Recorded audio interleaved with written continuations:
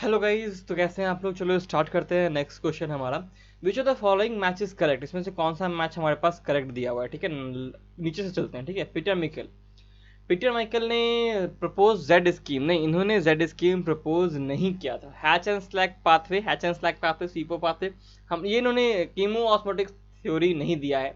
ठीक है, Lamarck natural selection नहीं, लमार्क नेचुरल सिलेक्शन नहीं दिया। किसने दिया था पता है आपको? चार्ल्स डार्विन ने दिया था। और independent assortment, segregation of factor, बिल्कुल सही। फैक्टर यानी जीन, जीन का सेग्रीगेशन हो जाता है, इंडिपेंडेंट एजॉर्ट हो जाता है। कहने का मतलब दूसरे जीन से बिना अफेक्ट हुए वो अपने आप को एजॉर्ट यानी कि सेपरेट कर लेता है अलग अलग सेल्स में। तो ये आंसर बिल्कुल सही है, हमारा आंसर होगा यहाँ पे ए।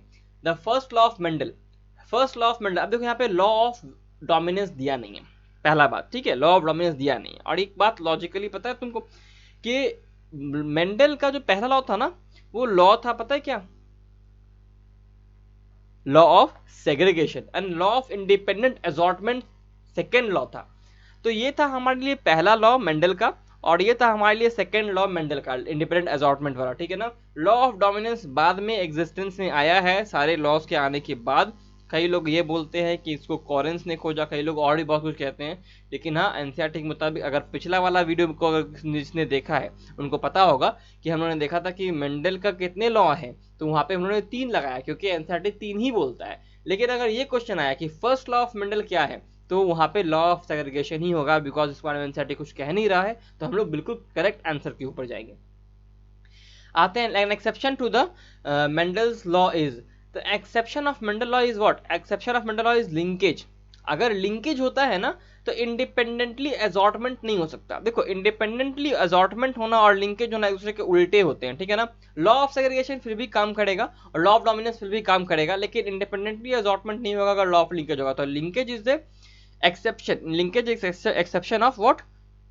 Mendel's law. ठीक है, ये ध्यान रखना है। देखो, सेग्रीगेशन और इंडिपेंडेंट असॉर्टमेंट में क्या अंतर है? दोनों के दोनों एक ही बात तो कह रहे हैं कि दूसरे से अफेक्ट हुए बिना वो अलग हो जाता है। लेकिन यहाँ प्रॉब्लम क्या है ना, कि कौन दूसरे से अफेक्ट हुए बिना और कौन अलग हो जाता है। तो यहाँ पे देखो, सेग्रीगेशन मतलब होता है कि जैसे मान लो ये टी है, एक मान लो ये टी है और एक ये टी है, तो दोनों अलील है। तो ये दोनों एलील्स जो होते हैं ना, एक दूसरे से बिना अफेक्ट हुए एक दूसरे से अलग हो जाते हैं और दोनों अलग अलग सेल में चले जाते हैं जब ये हैप्लॉइड बनता है तो।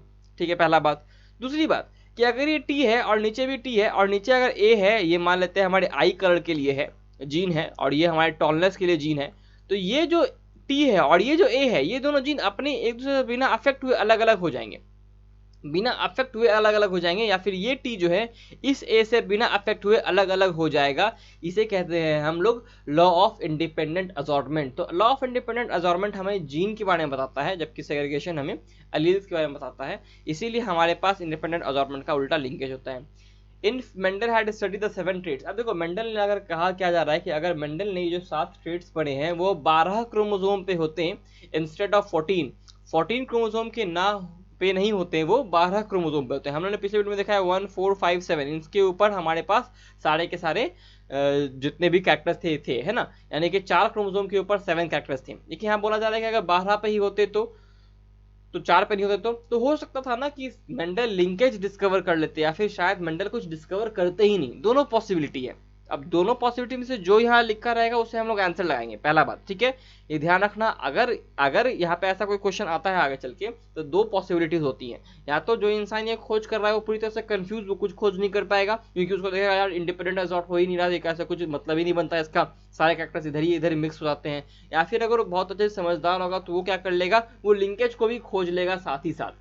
मेंडल बहुत लकी थे इस मामले में कि उन्होंने ऐसे कैरेक्टर्स पता नहीं क्यों चुने ही नहीं जो कि लिंकेज शो कर पाते। ठीक है ना। हालांकि पाइथन सटाइवा में बहुत कम लिंकेज होता है, लेकिन हाँ फिर भी लिंकेज शो करने वाले फैक्टर्स थे, लेकिन उन्होंने उसको चुना ही नहीं, पता नहीं क्यों। और ये बहुत अच्छा लकी था, उनके लक वाला बात हो गया। लेकिन हाँ, यहाँ क्या लिखा है, हु डोंट डिस्कवर द, देखो वही लिख रहा है यहाँ पे कि वो शायद इंडिपेंडेंट असॉर्टमेंट डिस्कवर नहीं कर पाते। ठीक है ना। और हो सकता है वो लिंकेज डिस्कवर कर लेते हैं, हो सकता है वो लिंकेज डिस्कवर भी नहीं कर पाते, तो कुछ भी पॉसिबिलिटी हो सकती है। लेकिन पॉसिबिलिटी हमेशा लिंकेज और इंडिपेंडेंट असॉर्टमेंट के आसपास ही घूमेगी, या तो वो डिस्कवर कर पाएंगे या तो नहीं कर पाएंगे, अगर ऐसा क्वेश्चन आता है तो। ये तो हाइपोथेटिकल क्वेश्चन है, ध्यान रखना है। Mendel's principle of segregation was based on the principle separation of alleles in the garden of Eden। देखो, मैंने पहले बताया Mendelian characters separate during anaphase 1। Anaphase 1 कहने का मतलब क्या हुआ कि वहाँ पे मियोसिस हो रही है। मियोसिस कब होती है? जब हम लोग गैमेट्स बनाते हैं। तो गैमेट फॉर्मेशन के दौरान जो प्रिंसिपल ऑफ सेग्रीगेशन होता है वो उसी वक्त काम करता है। ठीक है, नेक्स्ट क्वेश्चन देख रहे हैं। देखो नीचे वाला क्वेश्चन से आप लोग डायरेक्टली इसका आंसर दे पाइएगा, बिकॉज आपको साफ साफ दिखाई दे रहा है कि ये एक तरह का टेस्ट कॉस है। लेकिन पहला वाला क्वेश्चन देखते हैं। आप प्योर टॉल यानी capital T and pure dwarf plant is cross to produce a progeny. ठीक है, एक ऑफस्प्रिंग प्रोड्यूस किया इन्होंने और वो कैपिटल टी स्मॉल टी होगा।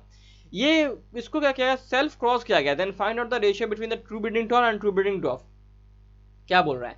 ऑफस्प्रिंग वेयर सेल्फ क्रॉस्ड, ये जो ऑफस्प्रिंग आया है मेरा pure dwarf and pure tall plant, ये ऑफस्प्रिंग जो आया है, then find out the ratio between the true breeding tall and true breeding डॉफ।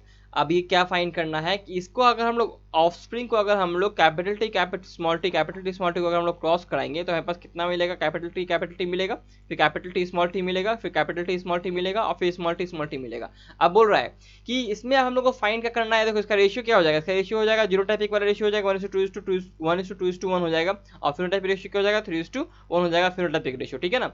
बोल क्या रहा है कि ट्रू ब्रीडिंग टॉल और ट्रू ब्रीडिंग डॉफ का रेशियो बताना है। तो यहाँ पे तो ये एक ही है और ये भी एक ही है, तो 1:1 हो जाएगा हमारा रेशियो।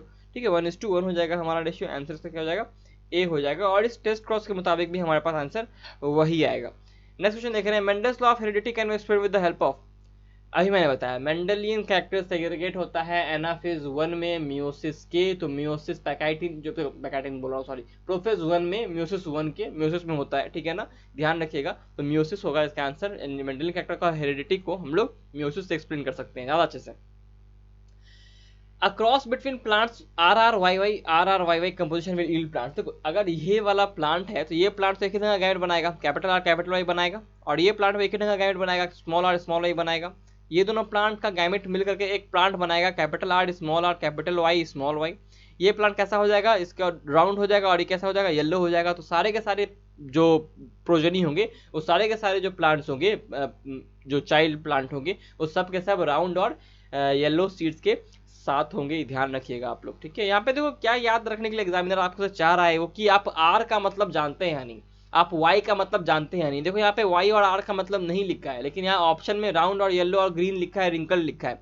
इस बात को समझना बहुत ज़्यादा जरूरी है कि यहाँ पे आपको आर जो एनसीईआरटी में लिखा हुआ है कि आर का मतलब राउंड होता है, वाई का मतलब येलो और छोटा वाई का मतलब ग्रीन होता है, ये याद रहना चाहिए। ठीक है ना, समझ में आ रहा है ना कि कैसे एग्जामिनर क्वेश्चन सेट करता है। Laws of Mendel are valid for, अभी मैंने फिर बताया सेक्सुअल रिप्रोडक्शन। पिछले वीडियो में भी क्वेश्चन आया था कि सेक्सुअल रिप्रोडक्शन के लिए लॉस ऑफ मेंडल वैलिड होता है, बिकॉज यहाँ पे म्यूसिस होता है, यहाँ पे गैमेट्स बनते हैं, गैमेट्स बनने के बाद यहाँ पे कैरेक्टर्स सेग्रीगेट होते हैं, फिर जाके मिलते हैं, ज़ायगोट बनाते हैं, फिर वो शो होता है। तो सेक्सुअल रिप्रोडक्शन में लॉज ऑफ मेंडल वैलिड होता है, क्योंकि एक्सेक्सुअल और वेजिटेटिव रिप्रोडक्शन में क्या होता है कि हमारा तो डीएनए डायरेक्टली डबल हुआ और फिर सेल अलग हो गए। तो यहाँ पे ऐसा कुछ खास हो नहीं रहा जहाँ पे हम लोग मेंडल के, क्योंकि हम लोग पेरेंट्स से ही उस चीज़ को जनरेट कर दे रहे हैं। हम लोग यहाँ पे दो पेरेंट्स को मिला नहीं रहे, तो हम लोग कैसे पता लगाएंगे कि कौन सा कैरेक्टर्स कहाँ से आए? यहाँ पे पता लगाने का कुछ ऐसा है ही नहीं है सेक्सुअल और वेजिटेटिव में, बिकॉज वहाँ पे तो एक ही पेरेंट है।